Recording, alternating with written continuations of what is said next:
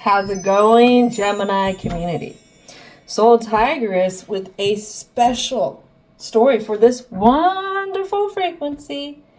So let's go ahead and bring it in with the energy oracles for the introduction.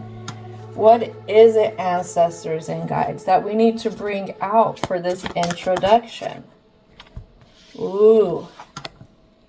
Adjacent possibilities. Look it. Here are all these doors. What other possibilities can happen when you close the door to somebody else's chaos that you're not going to allow it in your sacred space anymore? Something else that we're confused on is there's an attachment here. This attachment increases the fog around the moves that Gemini could be wishing to make. And right here, something. I see Gemini kind of running from this, or even in a state of denial that this has to do with this other stuff, is the anxiety. It has to do with this ghost of the past. Let's keep going. Let's keep going. Something we're not seeing is there's a door to spirit. Or even opening up that door to spirit. Into a higher belief. Like I said, coming to full circle with things. A higher belief that stuff does happen for a reason. No matter how much we don't like it, no matter how much unfair we feel it is. Let's keep going. Wow. Now this has to do with those doors. These doors, this attachment directly. The temple path here. Coming to terms with some stuff, meditating, creating a sacred space where you can rest and rejuvenate is going to be the key. Feel this ancestor around you. And what I get is music. I know a lot of people say that, but there is one specific song that may come on randomly that may make you remember some times with this specific ancestor. I feel like that's them trying to show you that they're around and they do not want you to suffer anymore. They want you to rejuvenate. They want you to get some rest and put this burden down. What is it for the present? Divine and universal energy that wants to come out. Here we are. This one. Okay. And this one. Right away, we have the Fool. The Fool, I always say it represents Aquarius, but it also represents Libra and Gemini here. Look at that. Jack Skellington here with their pup. Door to spirit this lands on. If you remember, there was a point in this story where Jack had hit the woods with the many doors. Again, we have these doors here. And being able to pick a door. And Jack Skellington, this is so fitting, picked the door with the Christmas theme. And what Jack was trying to do at this time is we have this Seven of Swords. Jack was trying to get out of feeling entrapped in their mind. It was almost like this restlessness, looking for higher up meaning here. I feel like the Gemini, if they were to go on this adventure, they're going to open up another door to something different. And what they could see could put them in a position where they realize what they truly have already. So what we're not seeing is we have the 8 of Needles. So we go from the 7 of Needles to the 8 of Needles, and this rest and rejuvenation, and this Ace of Candles.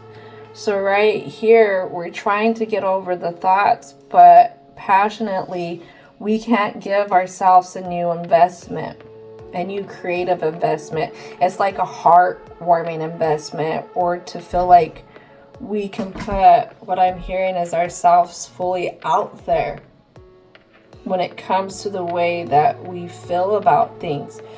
And I have this 3 of Presents that lands on the 7 of Needles, followed by, what do we have here? Look at that, the Star. For some reason, Gemini feels like they can't get to a contract that will bring out the best of the best of the best of everything in their lives. They want the Midas touch, in a sense. It's almost like you have somebody who says, I always mess everything up. And there's a far sense from them being able to have the Midas touch. Be careful with wishing for something totally opposite. Because if you remember with King Midas, at the very end, he couldn't even feed himself because the grapes, any food he would touch would turn to gold. So too much of one thing could be a bad thing. It's always having a fine mix of both. So I also have the 9 of Candles and the 8 of Presents. This is working boundaries here. Working standards, working boundaries. I say standards too is because we kind of create these standards throughout our experiences for anything new that comes in. And right now, this could be backwards to where something's happened, and through the anxieties, through this attachment, this ghost of the past, of leaving this door open, coming in, creating all that chaos in our internal home, because we haven't come to full circle. That's what I'm getting with this. It's been a lot of just this same routine of the way we feel like we have to let other people's chaos into our homes. But this is all being brought in because of the attachments that you have to the past. It's not what your mind is really duplicating. You're not really that bad of a person. You're a human with human experiences. But what is it that we can forgive of this past here? Because everybody has a past. Even the persons, places, things that we still harbor on, that we have the doors open to, all that chaos, they are not perfect. They've made their mistakes. They are human in the human experience along with yourself. So the sense of standing up for yourself is what's going to open this other door when you go on this new mission, especially when it comes to your mind. And here we have the Magician. But you're going to have to be very careful in navigating this area with yourself, because you have such a set routine of how you already use your tools. All right.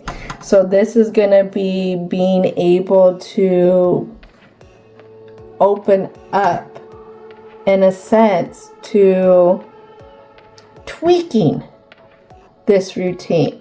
So when it comes to specifically being a magician in our thoughts, when we wield our Excalibur sword against any negative energy, it's when you start to take the steps to go off. So this may be starting a day with positive affirmations. All right. And then you're going to have a point in time in this day, because you're going to get tested. Oh yeah. Where something's going to happen and it could remind you of this past.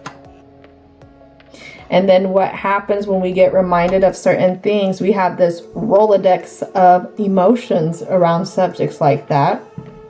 And here comes this negative energies of routine, where they're going to say, or we're going to feel like we're not the greatest, that we should have known better, that we're dumb, we're stupid, all this kind of negative stuff. And it's when that stuff starts to come in, when you wield your Excalibur sword, your new thoughts, that tweaking. And every time some kind of self-doubt comes in, that's when you confront it.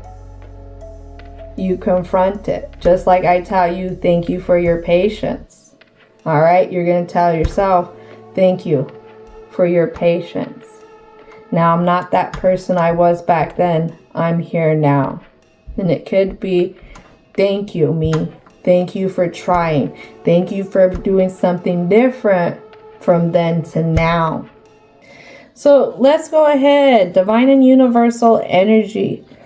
What is it? What is it? What is the advice that we can give in this story?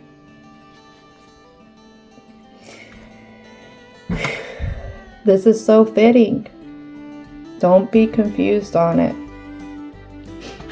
Don't let your past hold you back.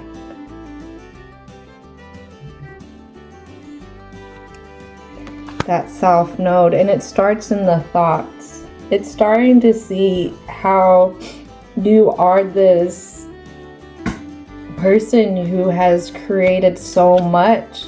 I mean, even out of these anxieties, there's still some kind of growth here. Something that you still try and show up with here. Is it your heart? Is it your compassion?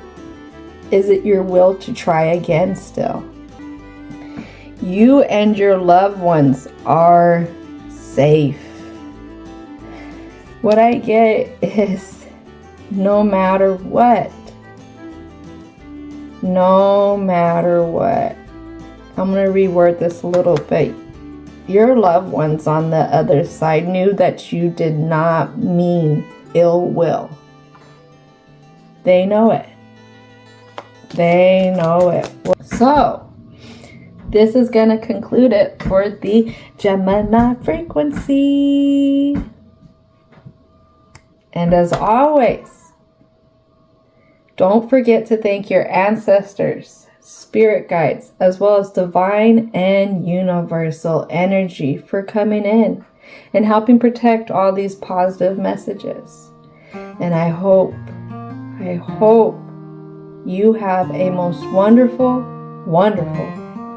rest of your day.